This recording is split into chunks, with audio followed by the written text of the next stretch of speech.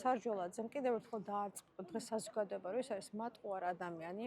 ის არ აპირებს ქვეყანაში იბრძოლოს ბავშვების სიცოცხლისთვის. დღეს პირდაპირ გამოვიდა და ის 100 ბავშვი, რომელიც მას ტელევიზიით უსმენდა, პირდაპირ განუცხადა, რომ ჩვენ არ ვაპირებთ არაფრის გაკეთებას.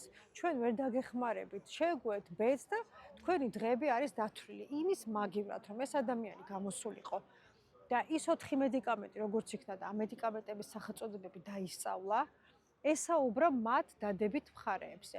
როგორ ფიქრობთ, მინდა საზოგადოებას მიმართო, წამალი, რომელშიც მილიარდები იხარჯება, 4 მედიკამენტი, რომელიც დღეს არის სასწაულებრივი ინოვაცია, რაც ბაზარზე არსებობს, იმიტომ რომ რამდენიმე წლის წინ ამ მედიკამენტებზე ვერც კი ვიოცნებებდით და როგორ ფიქრობთ, რომ მედიკამენტები რისთვის აღიარა ამერიკამ და ევროპამ, რისთვის გაიღეს მილიარდები, რომ ეს წამლები გამოეგონათ, რომ მარტო უკუჩვენებებზე გვესაუბრა ხალხო?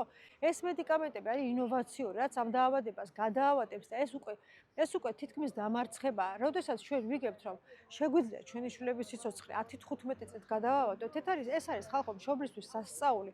თუნდაც ერთი დღისთვის ვიბრძოლოთ. ჩვენ ამისთვის მზად ვართ, თუმცა სარჯოლაძე არ არის ამისთვის მზად. მას არ უღირს ჩვენი შვილების სიცოცხლე არც 3 წლით, არც 3 დღით რომ გადავადეს და მოუწოდებთ, რომ თვითონაც ჩაჯდეს 3 დღით ეტლში და როგორ გაძლებს და როგორია გამოცადოს თვითონაც.